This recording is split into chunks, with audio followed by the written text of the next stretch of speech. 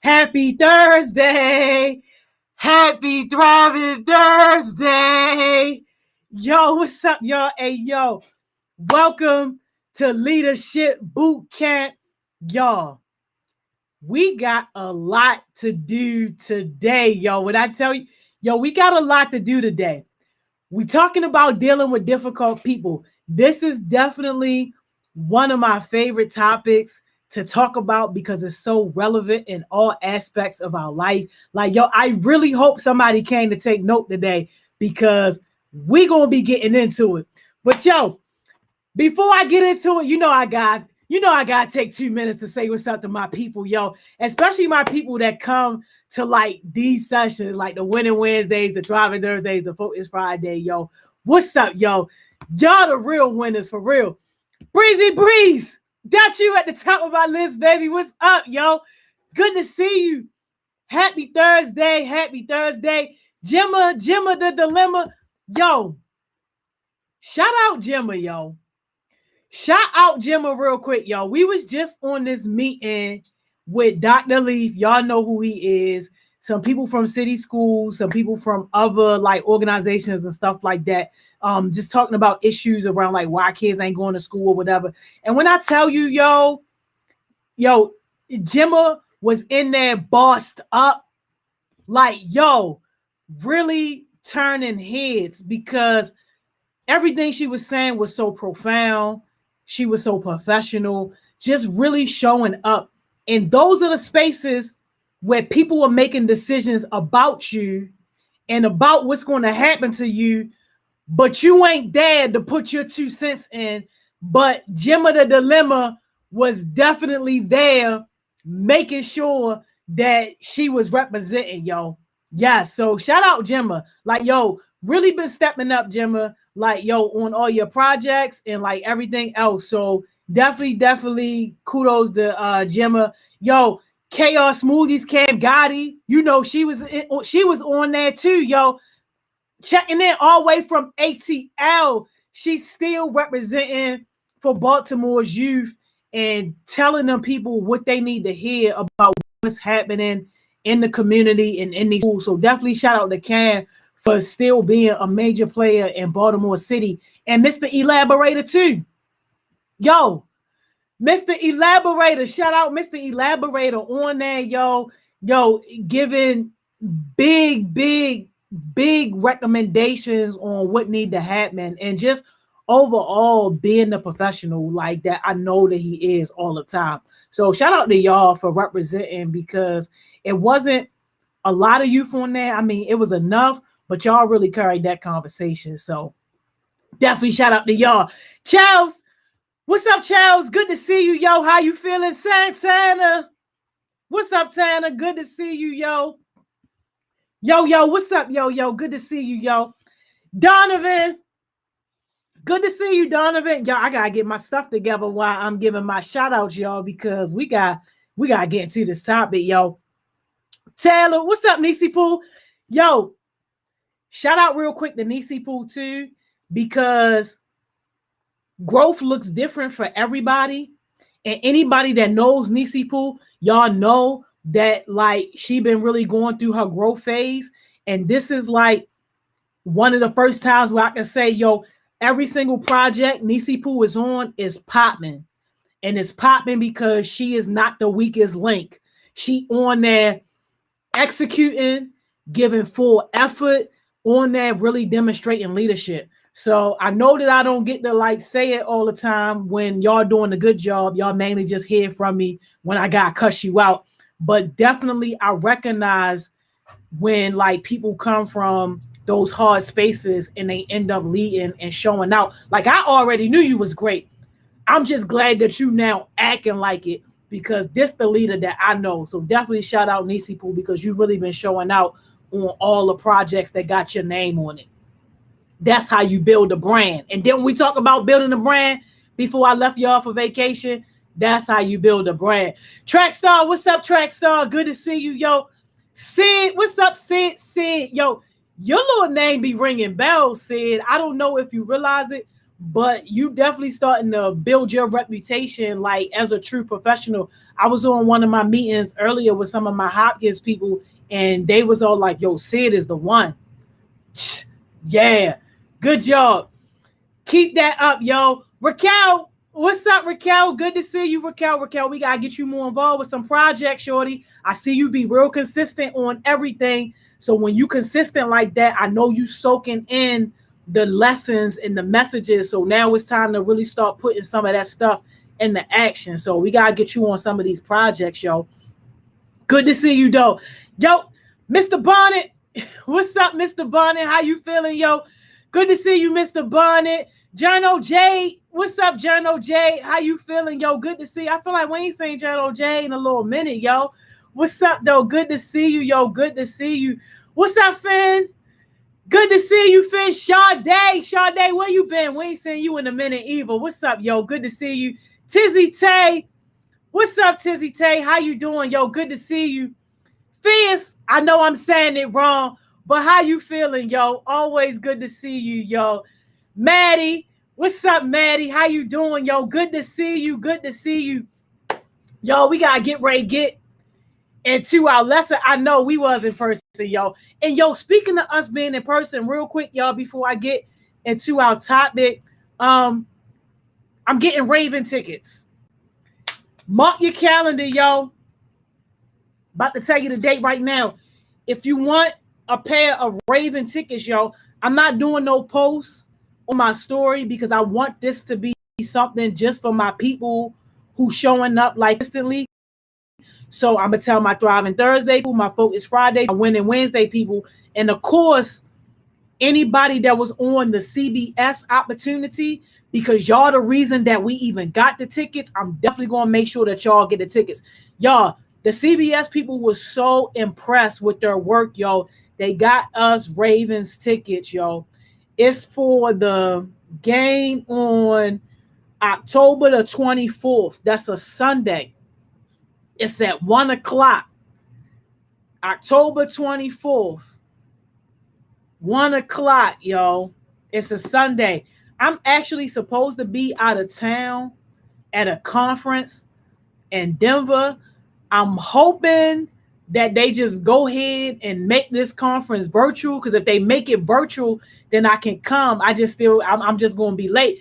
Hey, Nisi Pooh, how you know who is it? Yo, she know who it's against and all that. That's absolutely right. Yes, thank you so much. But if they don't make it virtual, then I won't be there personally, but I'm definitely going to make sure that everybody is set up. But if they make it virtual, then I'm just going to be late. And for my for all of my people that's consistent, I'm going to make sure you get at minimum 2 tickets. So, and the ticket is for you to bring somebody, not for you to try to be slick and sell it, yo. We not doing that, yo. This is a gift. The ticket is for you to bring somebody. So if you're not bringing nobody, it's only going to be you, then just get 1 ticket. But after I make sure that like all my regular people is taken care of, then people on the outskirts, if I got any left over, we going to get them straight. So as soon as I get the tickets in hand, I'll let y'all know, and we can figure out how I'm going to make sure that everybody get their tickets. Oh, yo, I should have known, yo. I should have known the football people. Hey, man, look, you know how they be doing. But look, yeah, so that, and y'all, we got other project coming up too. I really can't talk about them just yet because we still getting like a lot of the stuff together, but we got money projects coming up for you to be able to not only get your money, because we know that's important, but for you to build your network and to build your skills. My partners with Hopkins, we working with several different entities within Hopkins. So we talking about the School of Nursing, the School of Medicine, the School of Public Health, like different entities got different projects, and everybody is like, yo, we need to work with Heartbeats. We need to work with Heartbeats. So again, I'm not going to be talking about those projects on my stories because I only want people that is consistent and people that's putting in the work up front to build up their leadership skills. Because once you get on these projects, like you really going to be tasked with leadership abilities, and it ain't going to be no hand holding. So stay close as the projects become available. And as I find out like the information and stuff, I'm going to make sure that I let y'all know first. And y'all will get first dibs on whether or not it's something that you're interested in and something that you want to do. Yeah, Tizzy Tay, definitely the School of Nursing. And you know, Miss Nancy and her partners and them, and Miss Amber and them, they from the School of Nursing. So they be having stuff. And also, one last thing. I know I keep saying one more thing, y'all, but stuff just be so exciting, y'all. But one last thing. We are going to have an informational meeting on Tuesday, September the 28th at 7 p.m. That's going to be on a Zoom. I'm going to send the link out. I'm going to put the link in the bio or whatever.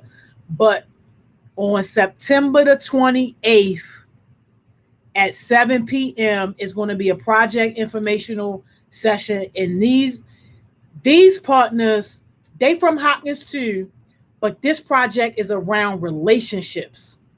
So if you're interested in having that hard conversation about romantic relationships and just different kind of relationships that young people have, and how young people can navigate relationships when they start to get like abusive or toxic and all that type of stuff like that.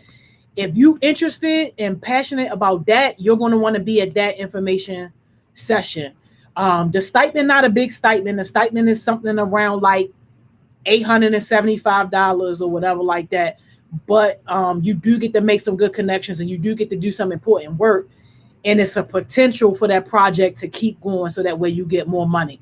Oh, that's your birthday? I know that's right. We're going to be celebrating your birthday too, and holding that good old information session. And that's also the day too, y'all, that we launch the Power Professional Sessions. That's going to be happening on Tuesdays. I think it's going to be the 2nd and the 4th Tuesdays, starting on the 28th at 6 o'clock right here on live. So if you want to build up your professional skill set, this is where you're going to want to be. We got an amazing facilitator. Some of y'all already met Miss Tay. She's from the state of Maryland. But any and everything that got to deal with the professional world, you want to learn how to work Excel, be a beast at Excel, this way you're going to want to be. You want to learn how to be a beast with like them PowerPoints, learning how to work Microsoft Word, all that, you're going to want to be here. Figuring out how to navigate some of those spaces when it comes to like dealing with like bosses and colleagues and teammates, this is where you're going to want to be. We building Power Professionals, y'all. 2nd and 4th Tuesdays, 6 o'clock right here, starting on the 28th. So it's a lot of stuff coming. All right. I'm done with that. Cam, hopefully that's only you, yo. I hope everybody else can hear me well. Oh, Donovan said he can hear me good. All right, y'all. Let's get this thing popping, yo. Get your notepads out, shorty. Get your notepads out. All right. And today we're going to talk about, let me start putting my dates on here so I can be keeping track. Yes. Difficult people, yo. Yes, Trackstar. Cohort 3 or higher. Definitely. They talked about that last night, but I gotta shout that out too.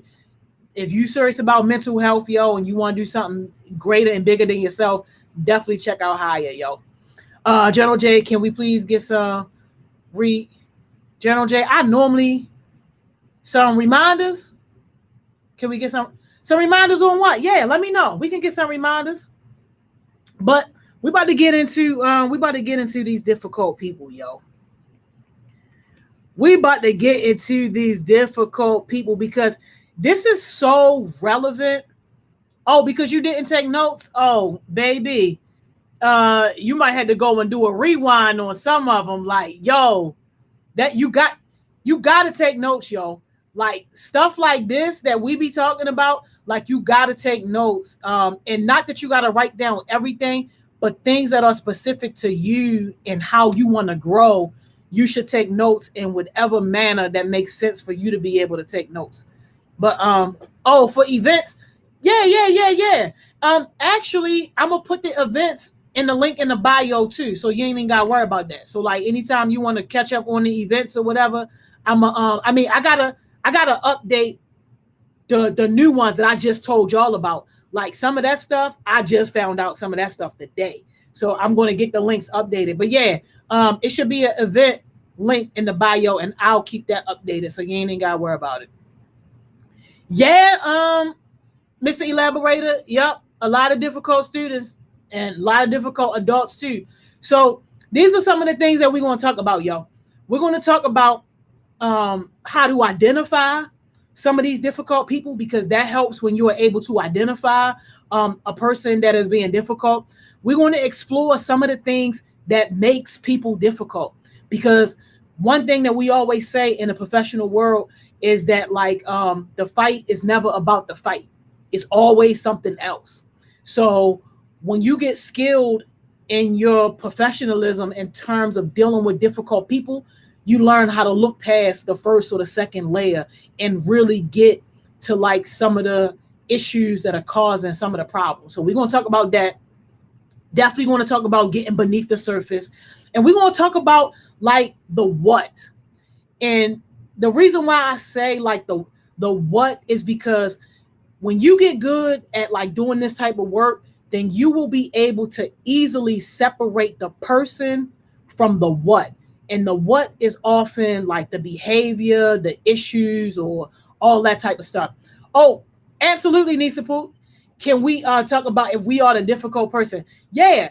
And people, as we go through this conversation, you should absolutely be thinking in a reflective mode as well. Like, do you demonstrate some of these behaviors? Are you the person that's doing some of the things that we talk about? Are you ever in the reverse role? So absolutely.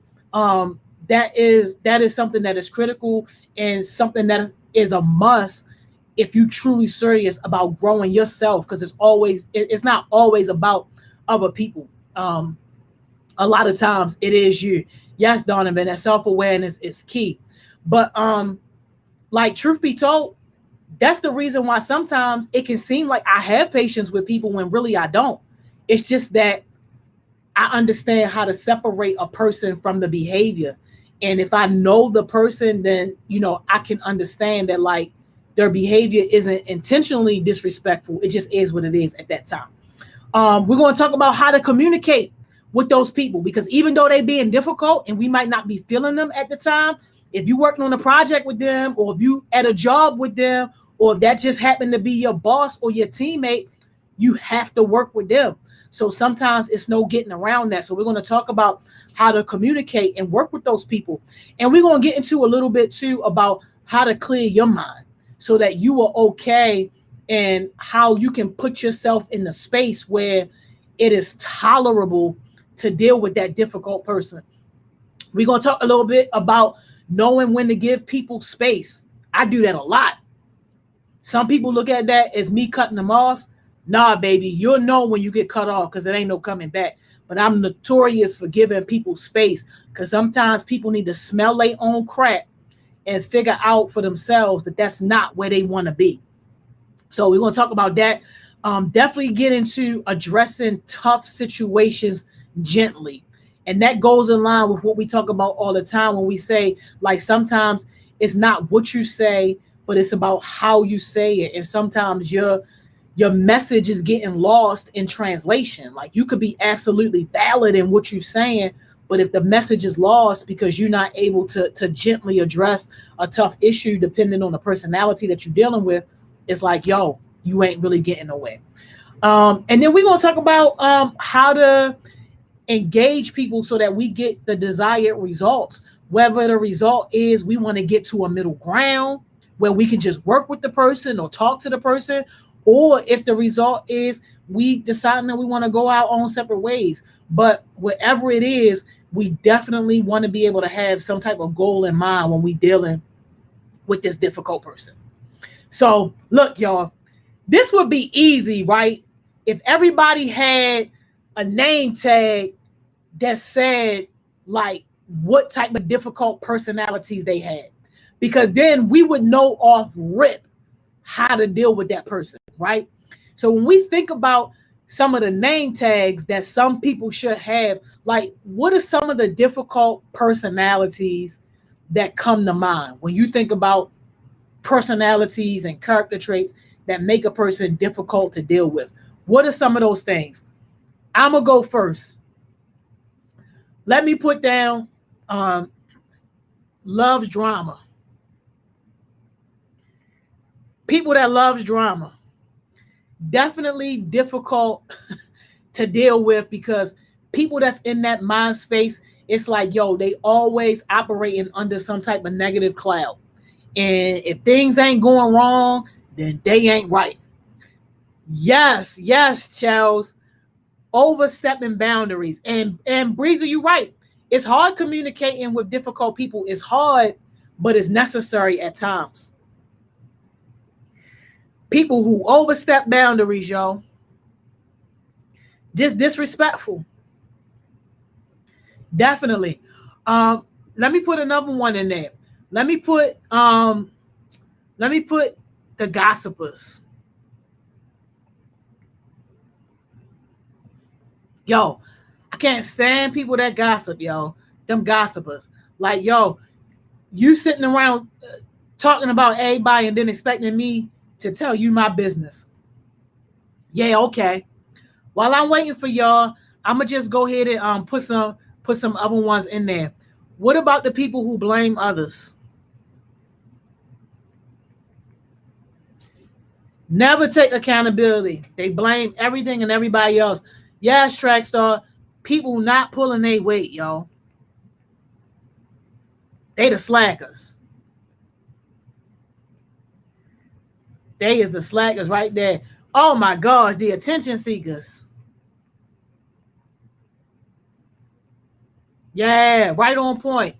Be in denial. Yo, yes. They don't live in reality. I don't know where they live at, but they don't live here, yo. Yo, what about this one, yo? The narcissist. Yo, forgive my spelling, y'all.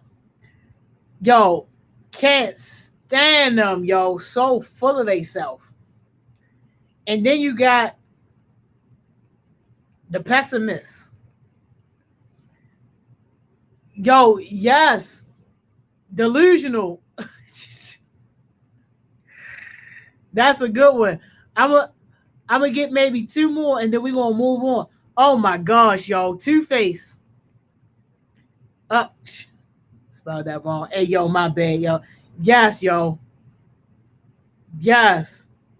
Need to be on Batman for real.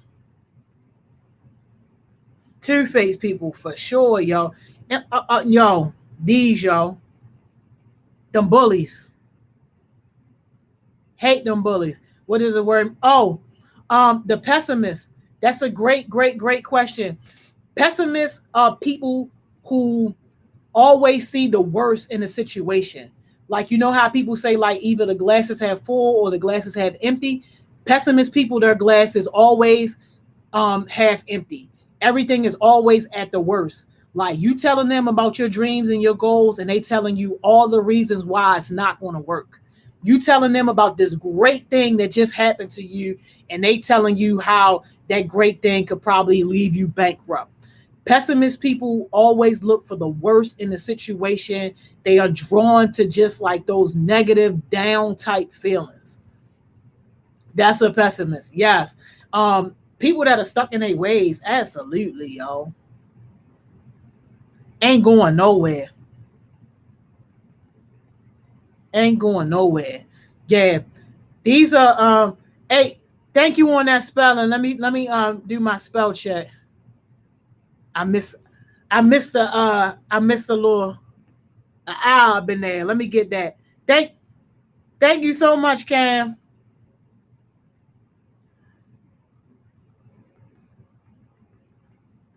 Yeah, there we go. Oh yeah. Hey, Trackstar, we definitely got a bunch of them. Now, those are just some of the behaviors, right? Let's try to make some type of sense, right, of where that comes from, and like what, not necessarily what can be some of the reasons, but just explain from a psychological perspective. Anybody ever heard of the personality test called the DISC? Anybody ever heard of that? And it's okay if you haven't. Oh man, I'm just messing up all over the place. Anybody ever heard of the DISC, yo? And basically, come on now. Basically, what this is it's a personality test that professionals take to tell you, generally speaking, what your personality type is. That's cool. That's cool. Y'all haven't heard of it, because we're gonna get into that first, so that way this part of the lesson makes sense. So this is an acronym, right? D right here. D is for dominance.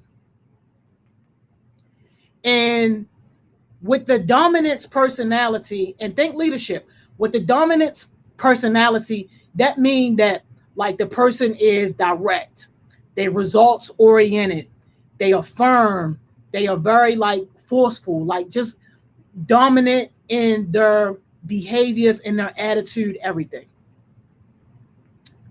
The I, this stands for influence. And when you take in this test, and there's plenty of free ones, I can actually share a link to some free ones. It's plenty of free ones. When you take in these tests are asking you a bunch of questions to figure out which bucket you fall in. The I is influence. So influence, those people, think about people that are outgoing, people that are enthusiastic, people that are very optimistic about themselves, about life, people who are lively, very high spirited. That is the influence personality. And then you got the S. The S is steadiness. And for the steadiness characteristic, think about people who are very like even tempered, not too hot, not too cold, people who are very accommodating. They try to work it out with people who are very patient, people who are humble, like those type of people. That is steadiness. And then we got C right here. And C is, get me on the spelling, y'all. Conscientious. Sometimes I gotta say it out loud to get the spelling right. But conscientious. And these people, think about the people who analyze everything. Think about those people who are very like reserved. They don't really put too much of themselves out there. Think about people who are private, people who are precise, people who like things in order and they do things like systematically. Like those are the conscientious people. So basically, all people, regardless of who you are, where you are, you fall into one of these categories as your dominant like personality style, right? You fall into one of these categories. Me personally, I'm a mix of D and I. Every single time I've taken this test, I've been a mix of D and I, like basically almost the same on both, with a little more leaning towards the dominant. So it's not a good or bad thing in any bucket that you fall in. It just helps you to understand your personality type a little more. Now, let's think about this in terms of those difficult people. And let me do a little something different here. Let's do a box. Forgive my drawing, y'all. I'm doing the best I can. All right. Let's do a box right here. And let's do our D. Let's do our I. Let's do our C. And let's do our S. So we got a good understanding of just what the personality traits are, right? Now, when it comes to difficult people, right? And the dominant, instead of them being direct, results oriented, and all that stuff like that, Cam, yeah, something like an evaluation. Um, more so like a personality test that's like telling you, generally speaking, what your personality is. But you could definitely categorize it in the sense of being an evaluation, and you just answer those questions and it tells you which bucket you fall in. So on the negative side, our D people are dictators. So using myself as an example, since I'm kind of like a D, people know me. I'm very strong-willed. I say I'm going to do something, I'm going to get it done. People know that if I say something, I really mean it. I'm very firm. But if I had like a negative overall attitude, people would see me as a dictator. They would see me as a manipulator. They would see me as basically somebody who is just taking advantage of other people because I'm dominant. Does that make sense? Let me know if that makes sense. So that's the negative space for people who are D's. Now, the I's, the influencers, right? We talked about these people being outgoing, enthusiastic, optimistic, all that. These same people, y'all, when they in that negative space, they are impulsive, and not in a good way. They are impulsive, and I'm gonna put slash exploder. Those people that just soon as they get like into a bad mood or a bad space or a bad situation, they not even thinking about it. They overthinking, they flying on the top of the handle, boom, they making whatever move they doing it, and 9 times out of 10, it's the wrong move to make because they were so impulsive and they just kind of explode over whatever the situation is. Those are the I people in the negative sense. Let me know if I'm making sense. Let me know if y'all still with me on this. The conscientious people. Now, remember we talked about them as being people who are analytical, people who are precise, people who are like private. Those same people, those same conscientious people, they become the complainers.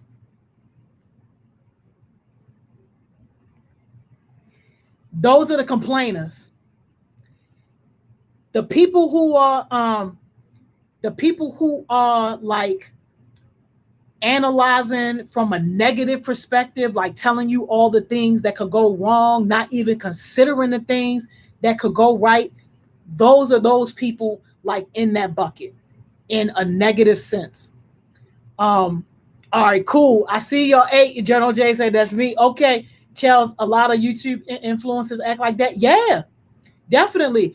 But you know why? Because drama gets views and drama draws people in. Like if we was on here talking about a whole bunch of bull crap, who was sleeping with who was doing what to who, and a whole bunch of negative stuff, yo, this live will probably have all 130 youth workers on here right now just because they want to hear the gossip and they want to hear about all the trash talk and stuff like that, because that type of stuff draws people in. So definitely that's a good way to spot people by the type of content that they consume. Baby Barack said guilty as charged. But like, yo, yeah, that's what it is. And then our last one, y'all, our steadiness, right? So remember we talked about these people being even tempered. We talked about them being like in the middle of the road, they accommodating, they patient, they humble. These people become the people that is passive aggressive.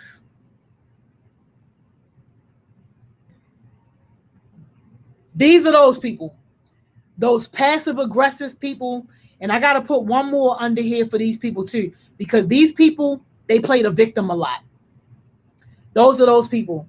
Why do people even want to be like that? Hey, man, yo, when you are living your life and you haven't found your purpose, you haven't really found like reason, then you are easily drawn to any and everything that just might look exciting. Like that's the only logic that makes sense to me as to why people are drawn to that type of stuff, because the world looks different and you see things differently when you got purpose and when you know what you're here for and when you are living your life intentionally. Like it don't matter how much money, it don't matter how much clout, none of that matters, because you know what you're doing is with intention. Like I wouldn't care if it was one person on this live right now getting this information, because to me, that's the one person that need it, and that's the one person that is going to help. And I know how valuable this is. If any of my clients got on here, yo, I would be losing contracts left and right, because they like, yo, we don't need to pay for it. We can just come to Thriving Thursdays and get it. Like, yo, what we learning here, like now on these Thriving Thursdays, y'all learning executive level leadership strategies and skills. Like these ain't no little skills that people out here just teaching teenagers. This is stuff that most people don't learn until they are well into their career, at the top of the food chain in their career. So yeah, that's what that is. But hopefully this makes sense from the negative side on what that looks like when it comes to just overall personality.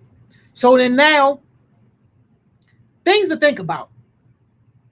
So how do we really take that step back?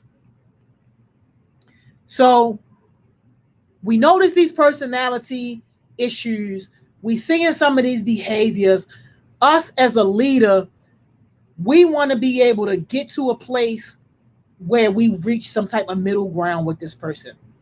What are some of the strategies that we can, well, before we get the strategies, what are we thinking about when we are taking this step back? One of the first things that we are thinking about is, are they in a bad mood? Like, and sometimes it can just be as simple as that. But it's on us as a leader to try to ask that question and figure that out to determine that. Some people are defending their ego. Like people like really living and breathing and dying on the stake over protecting their ego is real. Some people would rather keep up a lie than admit that they did something wrong or admit something that's going to potentially put them in a bad light.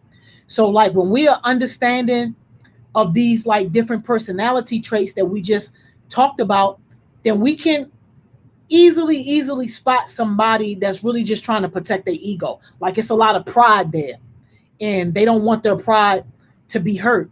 So that could be the case. The past. Maybe somebody was treated poorly in their past and now they just don't trust you. It ain't that they don't like you or they don't want to work with you or they don't respect you as a leader, but maybe they've been burnt. And now because they've been burnt, they treat everybody differently. They treat situations differently. Like we just never really know what some of the past issues, how they play a role in what people were currently doing. So that's a question we got to ask ourselves. People could be lacking basic emotional awareness and skills. Like, and that's a real thing. Like some people just may not be aware of how their actions, how their words are affecting other people. Some people don't care. I will definitely be the first to put that out there. Some people know how their actions and how their words are impacting other people and they just don't care anyway. But most times, if we're giving people the benefit of the doubt, then the assumption is that they really don't know. And sometimes people just don't have the skills to be able to do it. And as a leader, that's where we come in, helping to teach some of those skills and helping people to be able to get better in those areas. Y'all, this one right here, mental illness. And this one goes both ways. Like, sometimes it's a diagnosed mental illness and sometimes it's not a diagnosed mental illness. Y'all know how it is in the Black community, where a lot of people still don't believe in mental health. A lot of people still don't believe in seeing psychiatrists and doing things to protect their mental health. So sometimes people could be struggling or suffering with a mental health illness and they don't even know it. So as leaders, we often joke between each other and say, like, yo, we often end up finding ourselves not only being leaders, but we end up being psychiatrists, we end up being mothers, we end up being fathers, we end up being uncles, aunties, like a shoulder to lean on, a shoulder to cry on, like all these different things we end up being, because sometimes we got to step in and fill in the gap when people are struggling in different areas. Sometimes people just have a hard time understanding. And that one can tie into what we talked about with people protecting their ego. It takes a lot for people to admit when they don't know something. It takes a lot for people to bend their knee and admit, like, you know what? Nah, you got me. I really don't understand what's happening. Like, and that's why transparency is such a big deal in the leadership world, and why people appreciate when we can be transparent, because so many people are not transparent and they try to put on this fake facade, making people think that they got all the answers or that they know everything, when whole time you struggling just like everybody else. You just don't want to admit it. So we got to be able to determine, like, whether or not that might be the issue. And I'm going to give y'all this last one, yo. Trauma. Sometimes people just having a hard time. And not only are they having a hard time, some people might just be having a hard life. Like trauma at the trauma at the trauma at the trauma. And then they trying to deal and operate in this space, and it's just not happening. So again, as a leader, these are some things that we want to ask ourselves as we're taking a step back and preparing to actually deal with our difficult person. All right. So we ask those questions. We almost getting ready to get into like strategies and stuff like that. Now, when we think about whether or not we've given a person the benefit of the doubt, like, I can't overstress that one enough, because as a leader, one of the best things and one of the most critical things for us to always do is to assume that people have the best intentions until they show you otherwise. Now, when somebody shows you otherwise, then absolutely you can call them out on their mess, and you can be able to talk about past behaviors or things that have happened that they've done that have led up to the current space that you are in. But until they've proven to be dishonest, not worthy of your trust, as a leader, it is our job to give people the benefit of the doubt and give people trust off the bat, just so that we are approaching people in a non-biased type situation. So some of the first questions that we can start asking people, right? And these are questions that we ask out loud to the person. These questions that we just talked about, when we taking a step back, these are questions that we are going through kind of asking ourselves. So we don't know until we start talking to the person, but we just kind of cycling through what could potentially be part of the issue. Now, these are the questions that we're actually asking our difficult person. And this one, y'all, is so important and is so overlooked. Like, how can I help?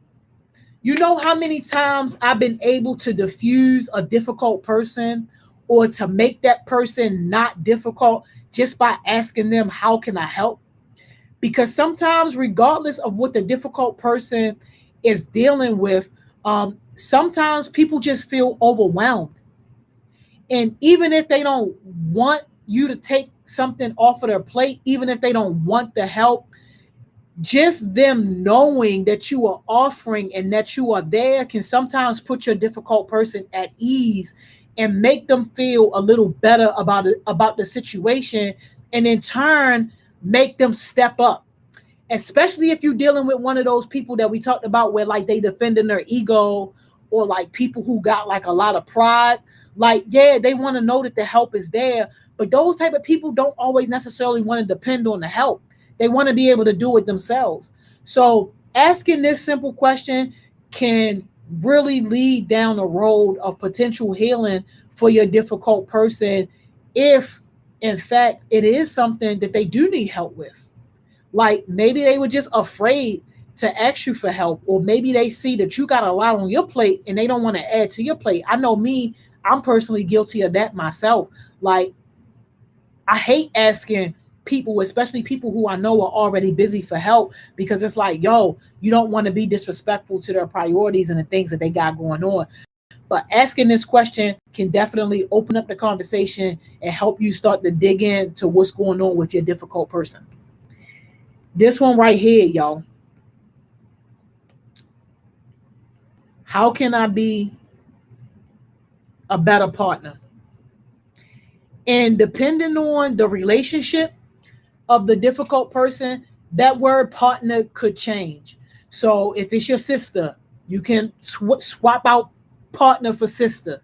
If it's your friend, you can swap out partner for friend, whatever the case may be. But the basis of this is now you are turning the mirror on yourself. So now the difficult person, you kind of disarming them, because you're not attacking or going after their personality traits or the things that they're doing. Now you turning it on you and saying, you know what? How can I be a better partner? How can I be a better friend? What can I do that's going to make me better for you? Completely different conversation, completely different tone and attitude when you start drifting the conversation towards what you can do.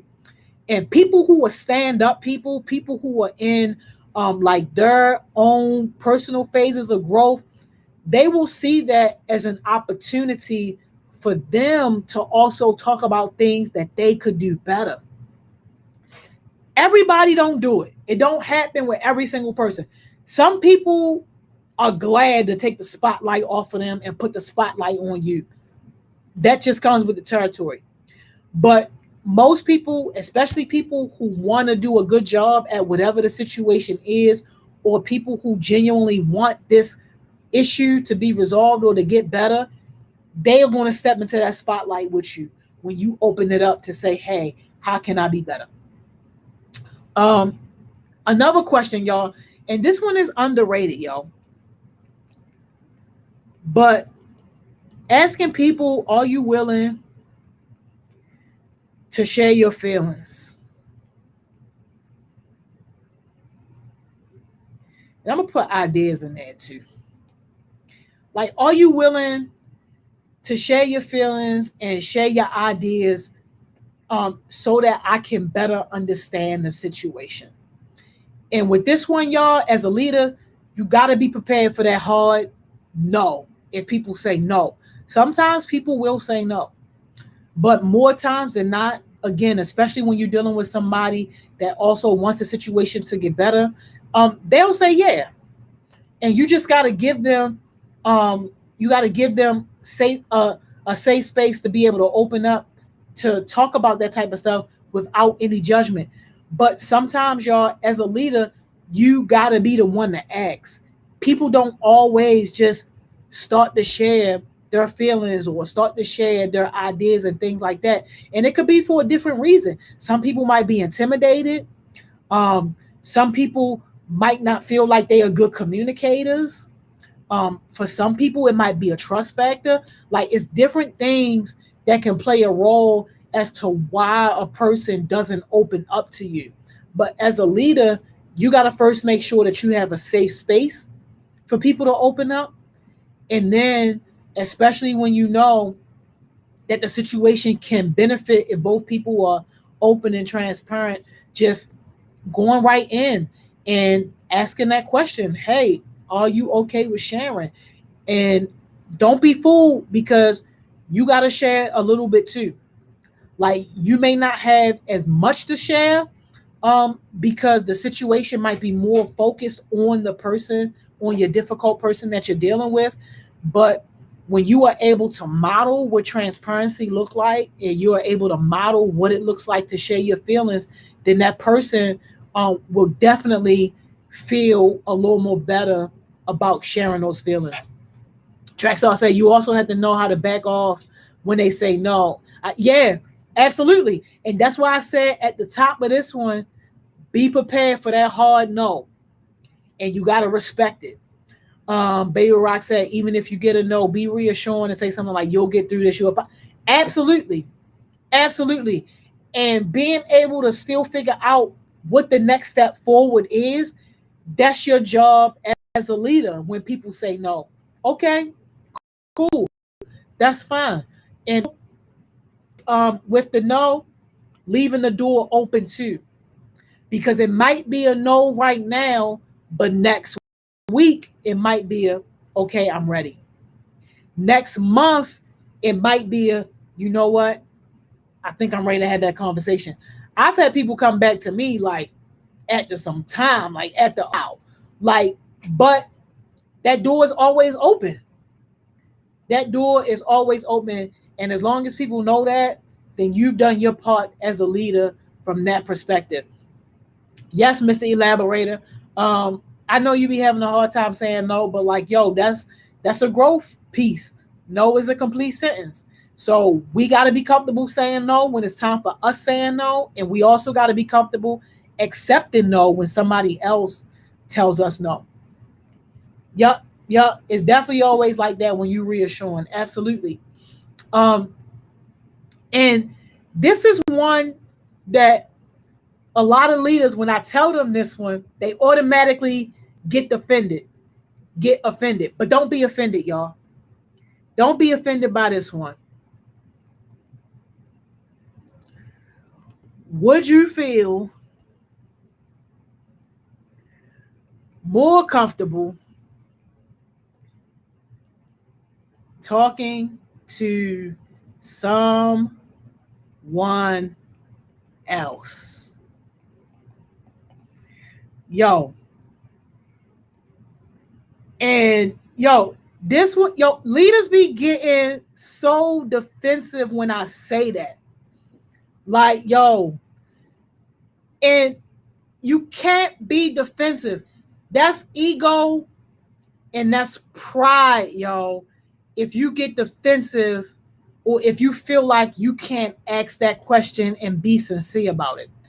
Us as leaders, we got to know when we not the right person for the job. That don't take nothing away from you being a leader. It don't take nothing away from your influence. It don't take nothing away from how you go about the way that you help people and manage your situations. Like this, if anything, is you recognizing that, yo, I might not be the one for this, and you putting it out there and saying, like, look, I can help you find somebody that you might think is better suited. And I know for me personally, I'm not equipped for a lot of conversations. And I don't try to have them. Now, if somebody just wants me to listen, if they just want to vent, okay, I'm always down for that. But like, yo, some stuff I'm just never going to be able to do. If you want to sit and complain, you want to sit and feel sorry for yourself, and you want to be a victim, yo, I got about a good maybe 2 minutes for you. And then after that, you're going to have to find somebody else. Simple as that. And sometimes it's personality differences. Sometimes it could be cultural differences.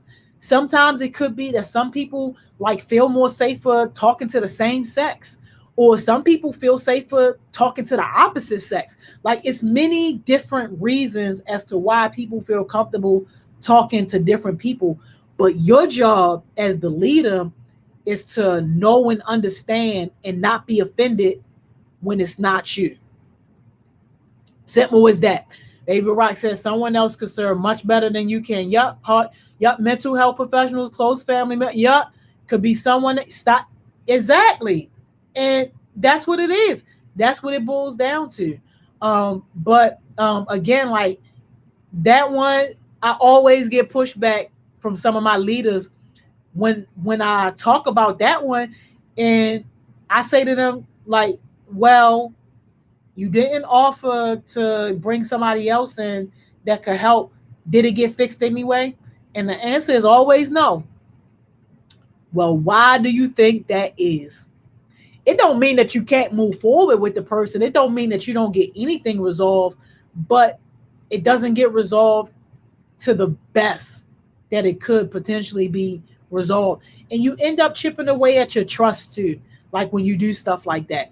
And leaders who got that type of attitude, those are the type of leaders who aren't really leaders. Like they just managers or supervisors. They just want the control. They want the power. No, that's my person. That's my employee. So my employee can only talk to me. That's a very narrow, dumb way of thinking. So when y'all get into leadership positions, don't be that person. Your employee, your person can talk to anybody that's going to help. And it's your job to connect them to the help. All right. Y'all, our time. Oh my gosh, yo. Oh my. All right, y'all. We got to hurry up. Let's get through. Let's get through just a few more things that I wanted to talk about. And we might got to finish this one up next week. Sheesh. I didn't even realize our time was like this. All right. Go beneath the surface, y'all.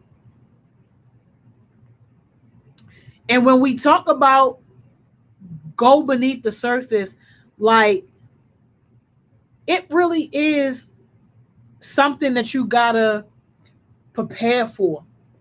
Like, don't start getting into people's business and like really going deep. I know y'all never enough time, yo, but don't start going into deep conversation with somebody and you know you got a meeting in 30 minutes. Like, no, because that's the rudest thing ever, to get somebody into a vulnerable space and then now you gotta go. Like, no. And definitely don't get somebody into a vulnerable space and you really don't care about them. Like, if you don't care about them, then keep it very, very surface. And that's why only people I care about can get my cuss outs. Because I'm not about to give you all that, and I really don't care about what happened to you in the end anyway. Like, you got to really have a vested interest in helping this person and making sure that wherever you end up in a good place and you ultimately want what's best for that person. A lot of people don't always have that intention. So if you don't have that intention, leave that person right where they are.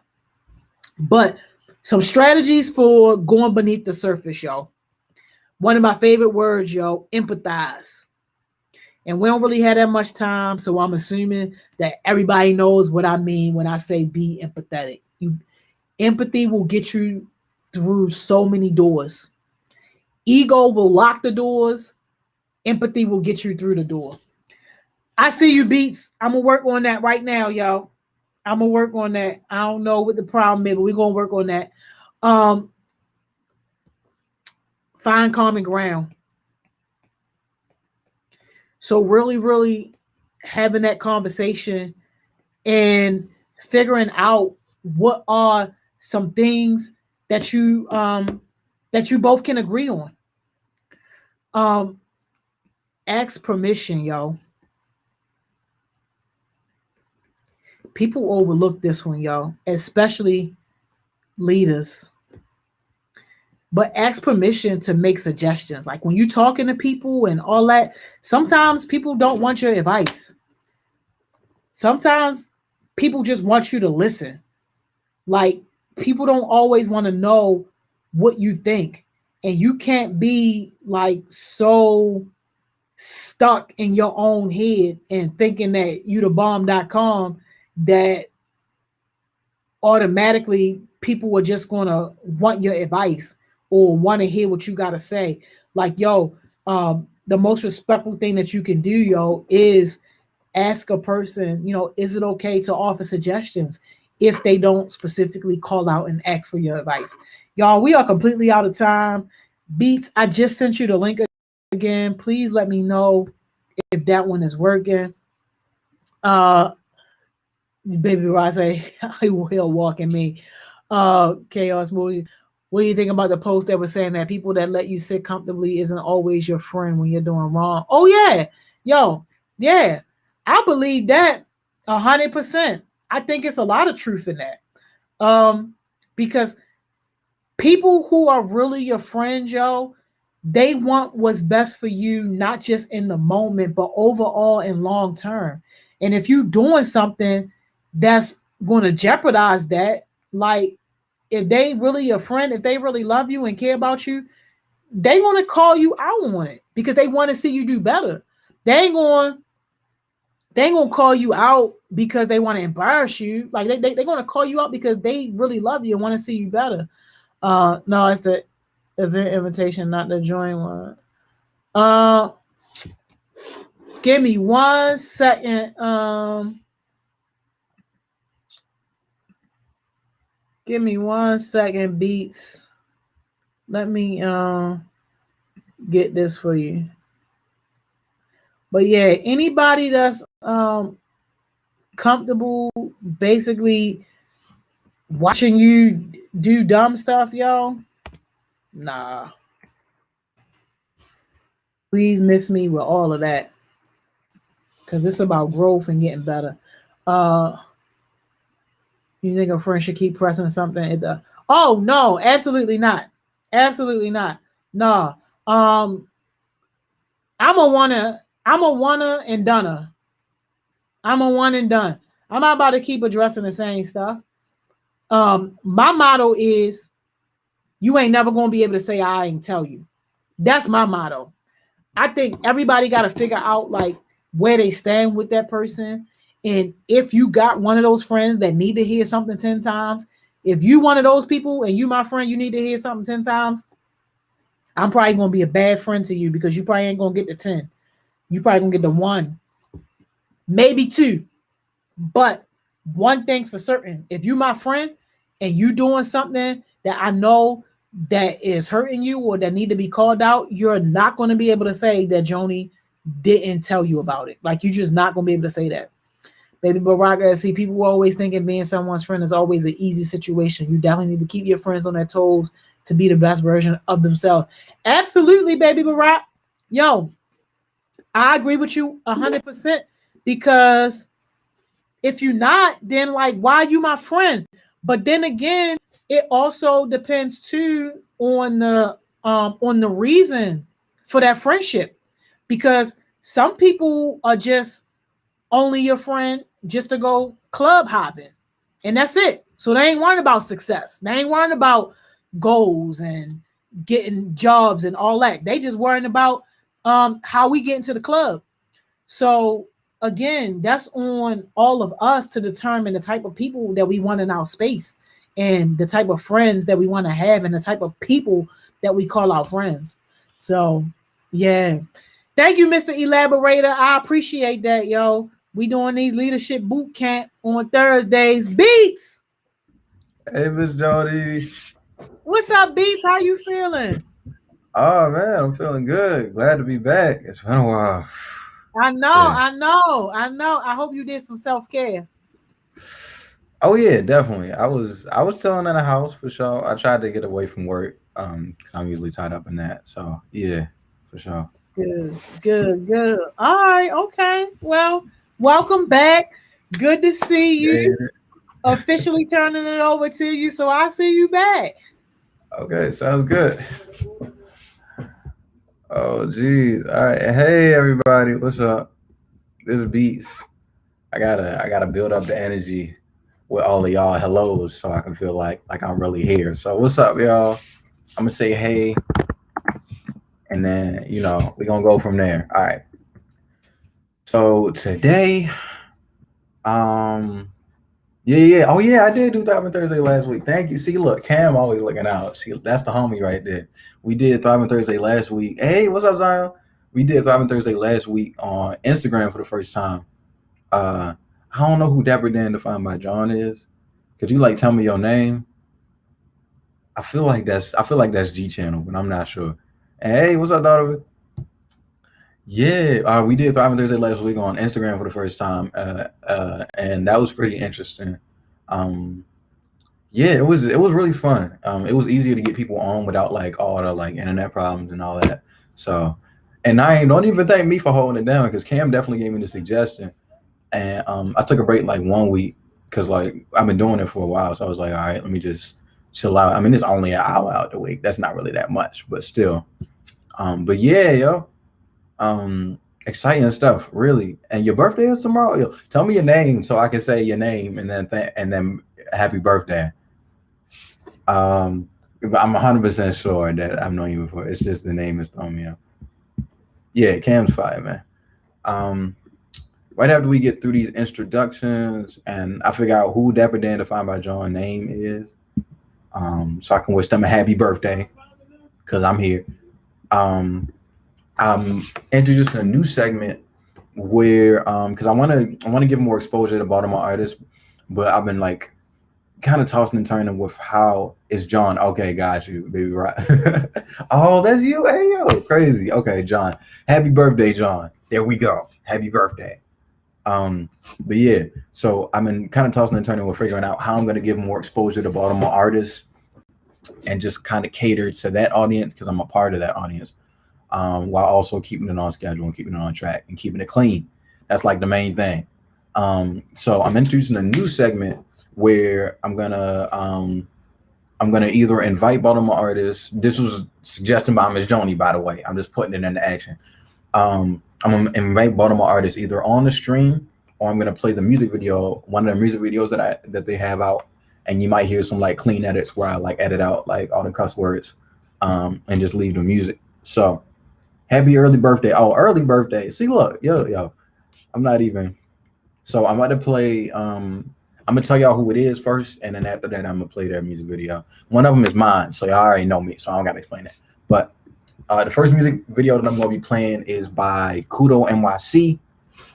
Y'all probably, I hope y'all heard of Kudo. If not, he's a really he's one of my inspirations for music. Kinda, we've met, we've talked, and all that, and he's an amazing guy, and he makes great music that I think you guys can also learn to have an appreciation for, like me. I don't know. You feel me? Everybody's different tastes, but let me share this screen, and we're not gonna get copyrighted because they're not really really popular artists. So the boundaries upon what is and isn't showable are a lot looser. So let me show this real quick. To my entire screen, just the window. Yeah. Okay. So here we go. Here's the first one that I wanted to show. Let me run this back, and then y'all hold on. Wait. No, I'm not showing the audio. I feel like I'm not showing the audio. Hold on. I've done that before. Wait. Stop sharing. Bow. Window. Okay. The audio is showing too. Cool. All right. Let me get to the start of this one. And y'all let me know in the comments if you can hear the video. But I'm about to play it now. This is Kudo, y'all. Kudo NYC.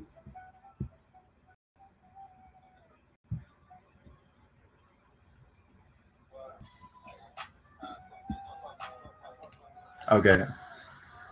Okay. That's the test run. Hold on. That's the test run. Okay. Can y'all hear it?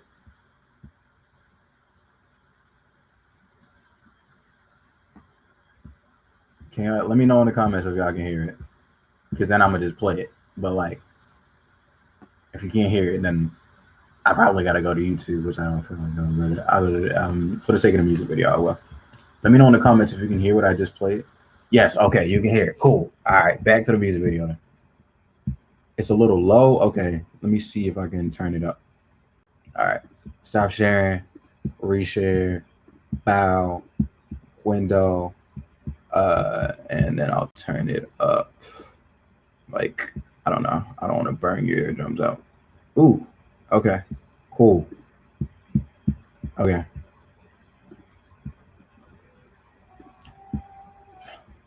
Wow. It's Kudo NYC. I know a lot of people in this video too, which is crazy.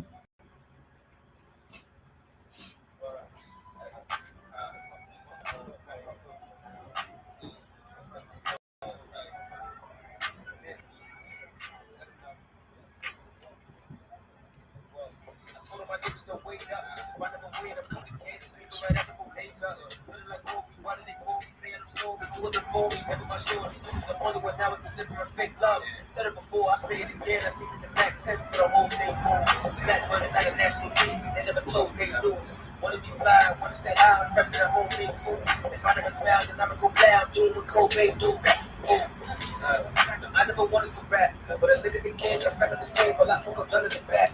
I'm feeling the shame, put dirt in my name, and that was the one of the back. If you black, I'm black, time paper, the cut of the black. Wow.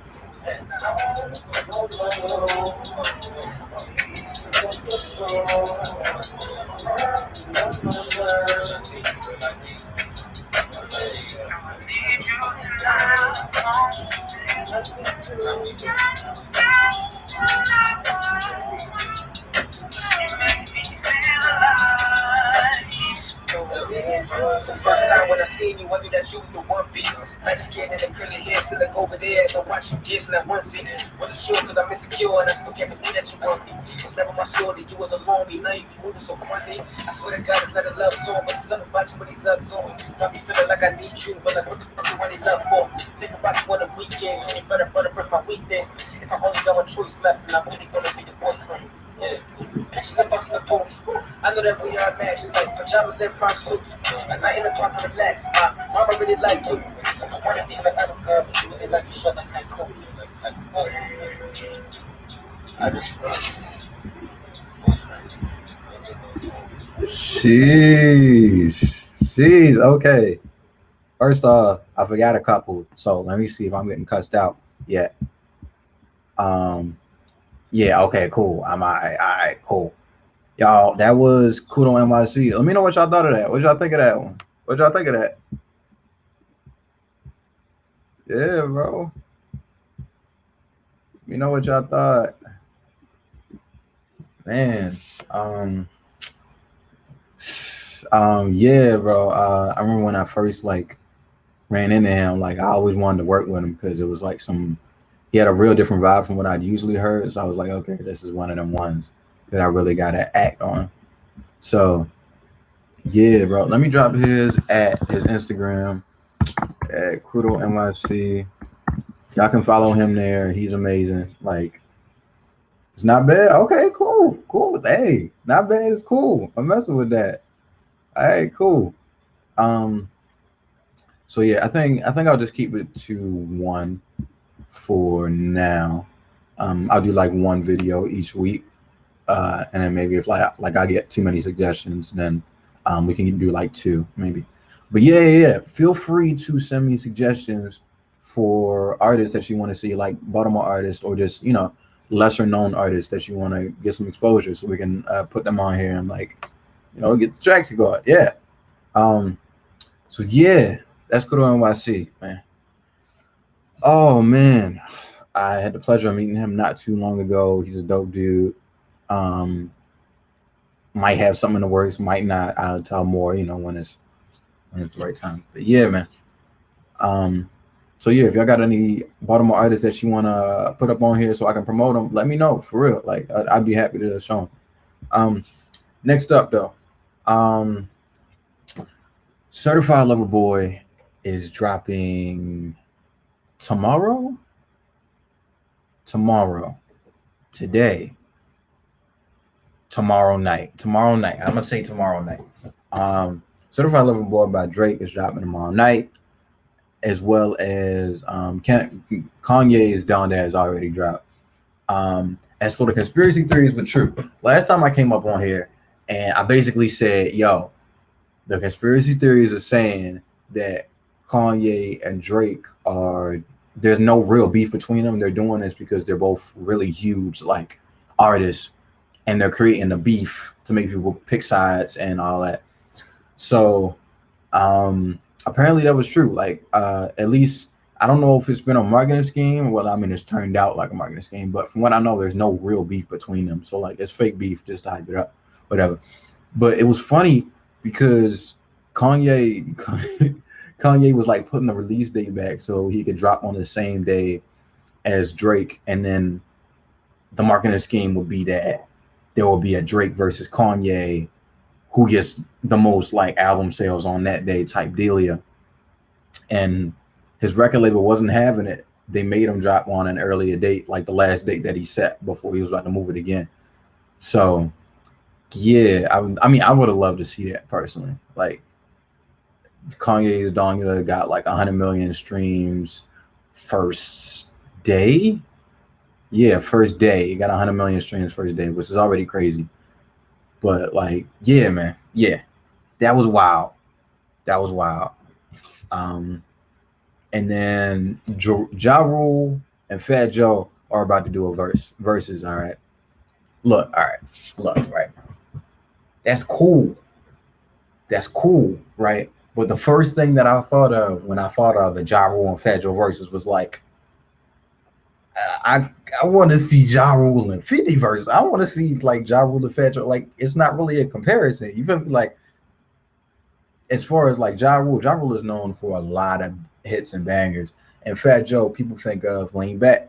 And of course, there's a couple others. But as far as like well-known records that like lived on and like aged well, like Ja Rule, I feel like has a lot more as far as maybe like an older generation may, you know, that not to say it doesn't have a lot of bangers, but if you're going toe to toe, a lot of people are saying Ja Rule win. That's why they're saying Ja Rule versus 50 would have been a better matchup. And I agree. How do y'all feel about that? Please tell me. Like, personally, I mean, I still think it's gonna be fire. You know, like Fat Joe, amazing person in the game, heck of respect to him. You know, extensive career. Yeah, I just wanted a Ja Rule in 50. That's what I want. That's what I wanted. I don't know who Fat Joe would be a good matchup for. You feel me? So, I'd have to look back a little bit more to be like, all right, Fat Joe versus this person. Then there's more discussion. Yeah. So besides that, so I've been throwing up the idea of, or I've been thinking in my head about hosting another music competition. I haven't talked to it about anybody, so it's just a concept right now. It's not really like there yet, but I've been getting a list together. I've been DMing artists first, which is something I didn't do before. Before I just said I wanted to do a music competition, and then I went on a scramble trying to find everybody. You know, but now it's different. I'm getting together a list of Baltimore artists that I want to participate in this competition. I got like 7 so far that I've DM'd personally, and they've been like, "Yeah, I'd be up for it." But I wanted suggestions from y'all as to who you would like to see on this competition. And we're doing the competition different this time. Before when we did the competition, everything was pre-recorded, and that was, I guess, like a little bit of a safer option, but it's less like, I want to say it's less like engaging when the artists aren't there to like, you know, do it in the net that everybody's like, yo, you just want to flame. Like they can tell them personally. So what I want to do is have the music competition on Instagram, if it does in fact come into fruition, and then invite the artists on there one by one. You know, everybody get their schedule cleared out, make it a thing, tell everybody that deal. So I want to know what Baltimore artists you want to see, or just artists, upcoming artists, period, that you want to see on this competition. I'll put up a prize, you know, put some flyers out, talk to everybody, see what I can do. But yeah, that's what I wanted from you guys. So you can DM me For sure, if you have any suggestions at KZI.beats, that's where everybody messages me. And then we can take it from there for real. Like, yeah. So yeah. Let me know if you have any upcoming artists that you like to see. Maybe ones that don't have a lot of exposure right now, but want some more. And then we'll make a thing out of it. Yeah. All right. So Kendrick Lamar did his first job of the year. I don't think anybody can top it. I said it. Look, year's done. I don't need any more music submissions. It's already it's out the way. It's out the way. I don't want to hear any more singles. No throwaways. No trash cap rappers. I'm done. You know, Kendrick, he said he dropping his album soon. Like exposure is cool, but like Kendrick dropped, bro. And not only did he drop, he's starting a multimedia company called PG Lang, which is mysterious. Nobody knows any details about it yet, but they know it's a thing. And then also Kendrick had his younger cousin Baby Keem on there. And I knew about Baby Keem prior to knowing that Baby Keem and Kendrick were cousins. So when I say he fire, it comes from like a place of sincerity. I definitely think you guys should go check him out. He has a lovely like project out right now. He's dope. Like Baby Keem, Orange Soda, some stuff off his Die for My Blank album is fun. And like he's coming with new flows. He's got a good head on his shoulder as far as the game, and I'm excited for what he has coming. But yeah, Kendrick drop. If you hear me saying amazing, brother, like this week, if I ever like hop on live, anything like that, that's why. You'll understand if you watch the music video. It's fire. Yeah. So definitely go check that out. And now I wanted to talk about the importance of networking, right? I've emphasized this before, but now I feel like I have like some actual experience to back up me talking about this thing.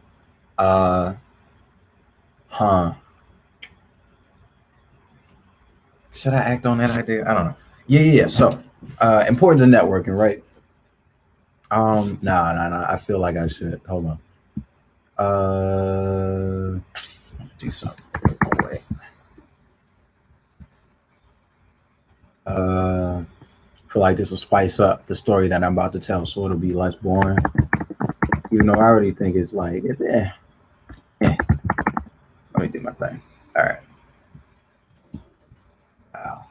All right. Fire. Cool. Let me bow. Oh, wait. Hold on. Royalty free. Bow. See, look, I'm already on time with it. I'm keeping the stream safe. I'm keeping it safe. All right. Now. That's fine. Okay. Let me get this over here. All right. That. Now back to the other window. And then share it. Okay. I'm ready now. Very ready. All right. Hold on. Oh, I'm on the wrong one. That's why. Okay, cool. Bow. 2 minutes 37. Can I tell it in that? Nah, 3 minutes 22.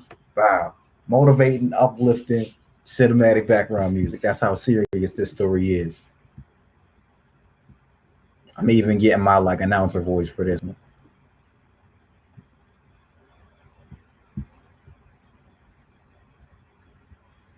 All right, come on, run it up. I'm ready. Dang, the one thing the motivating, uplifting, cinematic background music could do that would like ruin the mood is not low. Come on. That's crazy. Wow, man. Wow. I'm finna tell the story anyway. And then once it kicks in, it kicks in. All right. So basically, importance of networking. So I'm doing Heart Smiles, right? I'm doing Heart Smiles. And Heart Smiles is dope. We going in person. We're getting stuff done. I'm like, yo, like this is dope. Um, and at this point, I'm looking for work up my alley, right? That's what I want to do. I mean, I want to do something music related. So I'm like, all right. I don't exactly know how to do that, but and there's like a whole theme to this story too. So I don't exactly know how to do that, but I do know I could ask somebody. So I'm at City right now, like Baltimore City College High School, and I go to my Spanish teacher because apparently he's doing music right now, and he's a really knowledgeable dude. Like I've done an interview before him on him before for my documentary. He's fire. And he directs me to this Beats Not Bullets program, right? So I networked with my Spanish teacher, and now he's put me in connects with the Beats Not Bullets program. I talked to the dude, show him some of my music. He's like, yo, you're dope. I want to put you in a position to which not only can I pay you, but you can teach other kids what you know. So I'm like, that's dope. And not only is it dope, it aligns on my schedule. So I'm like, yeah, of course. Like, why pass that money? You feel me? So conversating with him, doing in-person stuff, bow, COVID happens, right? I'm stuck. School goes fully virtual. I'm bored every day. I'm just making music in my house. But I still had that contact from the Beats Not Bullets dude, right? So this is where staying in touch with people comes in, right? This is why I feel like an important like lesson to be learned from just this moment right here is that you're not as annoying as you seem, right? Like you hitting a person up every 1 to 2 weeks, that's important. That can get you to the next level to see what's good. Like, yo, hey, what's going on? I heard about you. You said you were going to introduce me to some opportunities. I just want to follow up and see if I could capitalize on that. What's going on? What do you have happening? Is there anything that I can give you, like my time and energy, to which you need that could help you out right now, provide value to the person that you want to connect with so you can get something better, right? So I stayed in touch with him for like, I don't know, like 8 or 9 weeks. Like I'm just hitting this dude up like, yo, what's happening? Yo, what's going on? Hey, how's it going? Right? Summer comes around. I've been hitting him up forever. He keeps either the calls don't go through or he's saying, yo, I'm gonna get back to you, right? So finally, after all this hard work, there's like blind faith that something would happen from me hitting them up countless times, right? I get a phone call. Or actually, I think the phone call goes through. And he's like, yo, what's up? I've noticed that you've been calling me, right? I haven't forgot about you. I just been real busy, COVID and all that. And I'm like, yeah, of course. Secretly, I'm just like, oh shoot, did I just do the thing that I wanted to do? And it worked out the way I wanted it to work, right? So he's like, yo, I got an opportunity for you, right? I've had you in mind for some stuff that I wanted to do moving forward. So he hits me up with 3 opportunities, right? 2 of which didn't work out, right? So he's like, yo, submit me some music and I'm going to pass it on to somebody bigger. Did that. Haven't heard back from that since. That's fine. He's like, I want to put you in connects with this dude, Careers at Blackwater. And the whole dealio with that is that the program that he would have put me in had I had no experience prior, Beats Not Bullets, had I graduated from that program, I would have been directed to Careers. But instead, because I just hit him up and I already had the experience prior, which is like a rare situation. I'm not suggesting that, that's always going to be the case for you. But I'm saying he put me in contact with him. And because he put me in contact with him, I got to meet Careers. I got to check out the space that he runs. Turns out it's an event venue / studio. So I'm like, yo, this is perfect. And like the best scenario, set of skills that I have could be applicable to this space. Bow. So talking to Careers, he's like, yo, you're dope. You don't really have all the skills that I need right now, but we do offer an internship, a 30-day unpaid internship, right? And at this point, unpaid doesn't matter to me because I'm getting experience. Like I'm getting experience in the field that I want to. So I'm like, all right, whatever, unpaid. That's not a word to me. Like what you saw it like, like if I get into the field that I want, like I dedicate my time and energy for that. So he offers me being a 30-day intern, right? And he tells me like, yo, there's like 12 or 13 people on the line for this position. But because you came through the beats, not bullets, dude, you can skip the line. You're good. Just, do you want to do it? I'm like, heck yeah, I want to do it. Heck yeah. What you mean, do I want to do it? Of course. So, because first of all, I asked for help. I acknowledged the fact that I couldn't do it on myself, and I asked for somebody else's assistance. It indirectly got me to the place that I kind of wanted to be in, right? So now I'm learning experience, blah, blah, blah. So he hits me with another bomb. He's like, yo, engineers, basically, if you want to engineer here, you need to learn Pro Tools, right? So he's like, yo, learn Pro Tools. They got a free trial on there. If you learn Pro Tools, then I might have a spot for you. I'm like, okay, cool, bet. Another opportunity to get to a place that I want. That's fire. So I take his advice, right? Like, it was a really off thing. He's like, yo, learn Pro Tools and I might have a job for you. So I'm in here, I'm learning Pro Tools. Next time I see him, he asked for my help again at like an event for some volunteer work. I'm like, of course, yeah, sure. So he pops in and he's like, yo, you been learning Pro Tools?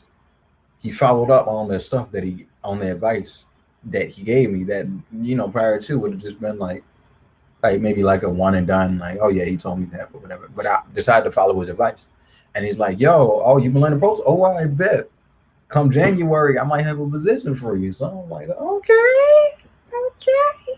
So what I set out was I wanted to be an audio engineer because that gets me in the room of popular artists and I rap, right?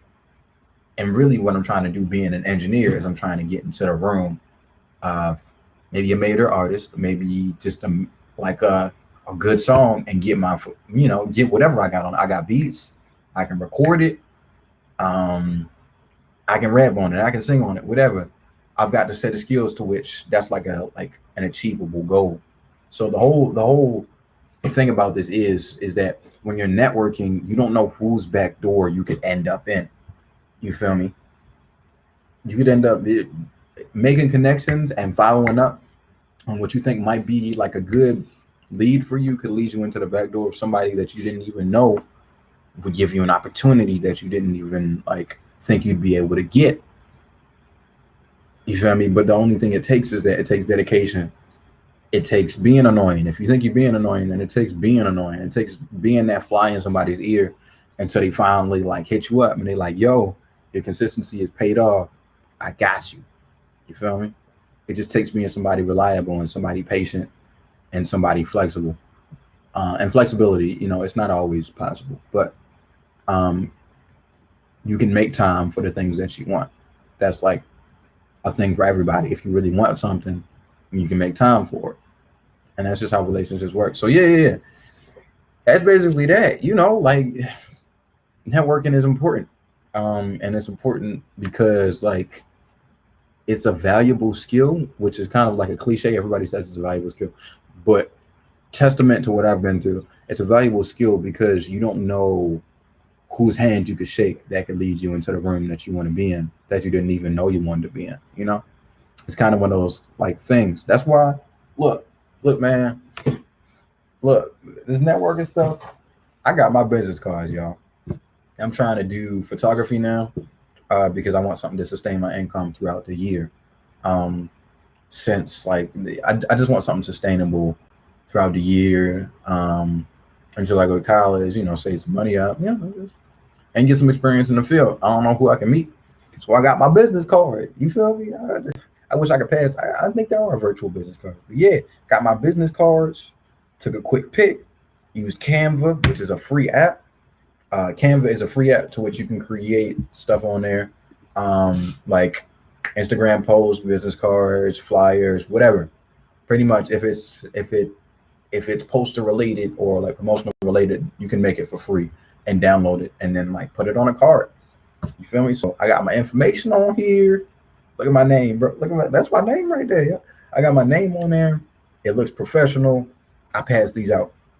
Um, and then I got my phone number on there. So, like since I got business cards now and I'm handing them out to like 20, 21 plus people, maybe even 30.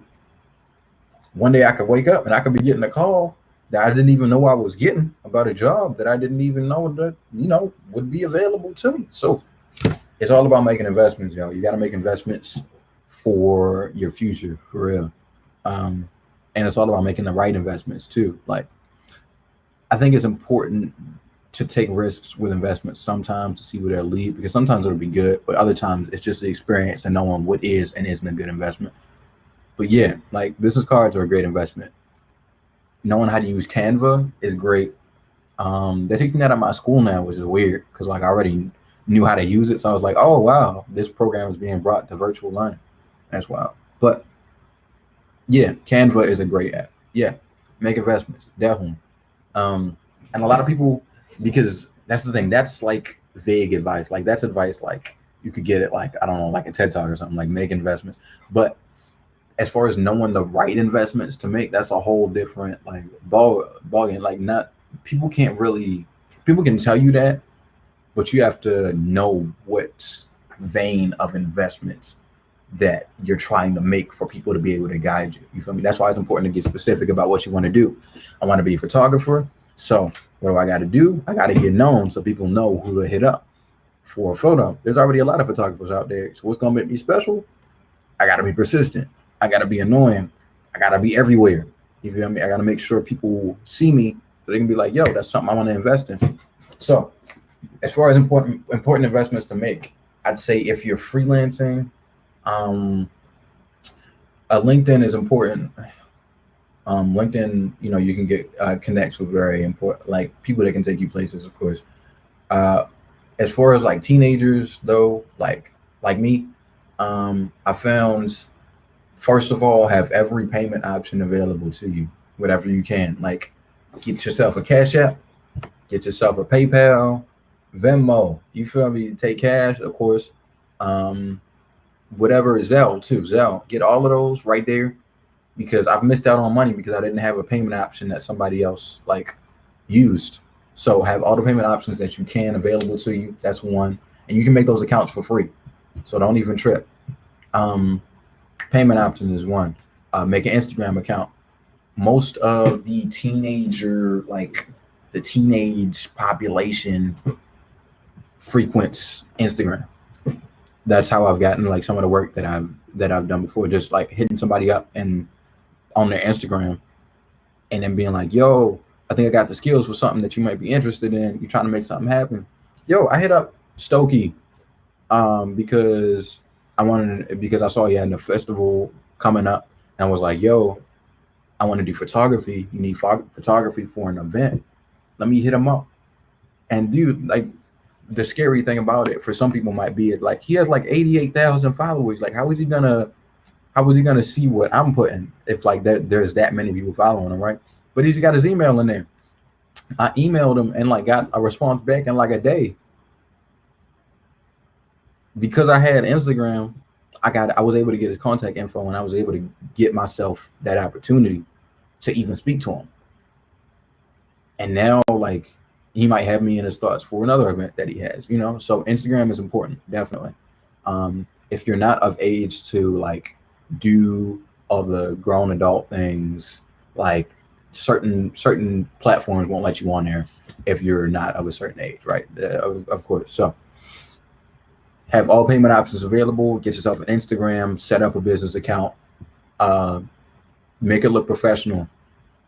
You can get, just like I said, Canva, you can design stuff for yourself that'll look professional. So make it look professional. You feel me?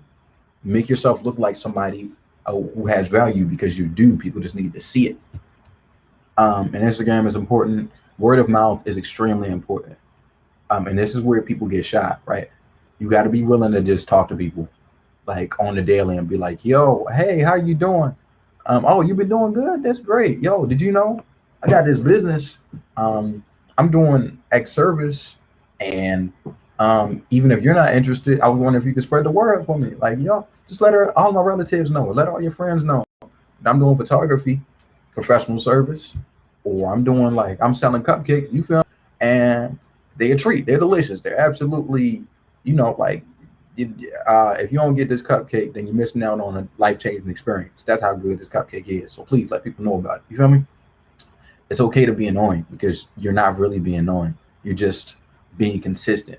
And sometimes consistency can get annoying to some people, but like for the sake of yourself, be in people's ears. Everybody everybody is a possible like client or customer.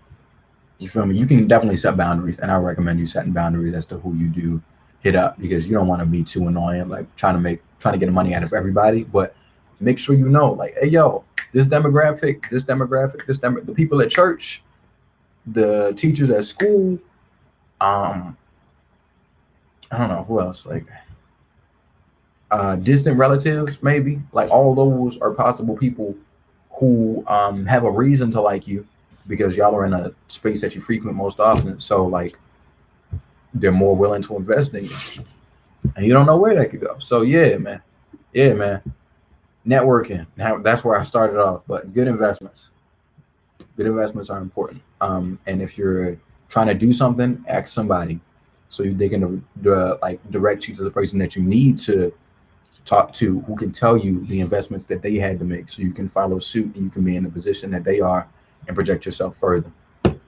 So yeah, investments are important. Jeez, man. Yeah, man. But yeah, back to this music competition, man. And if I'm hoping that helps somebody. You can let me know. Please let me know if it helped, that story or that little tidbit about like investments helped you. I'm hoping it did. So yeah, man. I don't know. And please tell me how y'all feel about the interviews that I do. Are these something that you're looking forward to looking at? I know, like, I think I'd want to say that the best interview that I did was with the producer that I brought on. And a lot of people seem to stay on and stay engaged with that one. So maybe like targeting more producers. I don't know. Who do y'all want to see me interview? Hopefully like more music related. But who do y'all want to see me interview? Let me know that, and I'll contact with them and see what we can do. But yeah. Let me know if the interviews are interesting for you to watch. Because if not, I can always try to make up some other content. If so, I'll continue. Just need something sustainable that I can, like keep it a good relationship going. Yeah. So yeah, man, just a lot going on, definitely. I think maybe next session I'm gonna do like I'm gonna put up a poll and see like who y'all think like the best artist of our generation is right now, like the best rapper, best singer. We can do those two, or just the best music artist in general. Like who are y'all like putting up as the GOAT? And then we can do like some debate about that. Yeah, man. Yeah, man. A lot has been going on for sure. This photography, like this. I gotta tell you about this internship, man. This internship has been amazing. I think I already mentioned it earlier, but Miss Joni put me in contact with this internship, and yeah, best artist. Best artist of our generation specifically. Like 90s already got Tupac, Biggie, that whole deal, and then you got like there's a load of artists that they'll put up as the greatest, but like best artist, yeah. Yeah. Yeah. Oh man. So yeah, this internship has been fire. I've been learning a lot. Like this internship is actually why I got these business cards right here, because like from the stuff that I've learned about photography, I've been able to get paid from it, and it's been dope. What can I say? Like it's been a really interesting experience. I've gotten to meet a lot of people. I think I'm interviewing Uncle T on Saturday, along with some other people. It's gonna be a whole thing. Yeah, but yeah, I've just learned some vital skills from this, and it's been cool. Like if anybody wants to take up photography, I recommend it. It's not something that has too much of like a hurdle as far as like learning. So yeah, man. Oh jeez.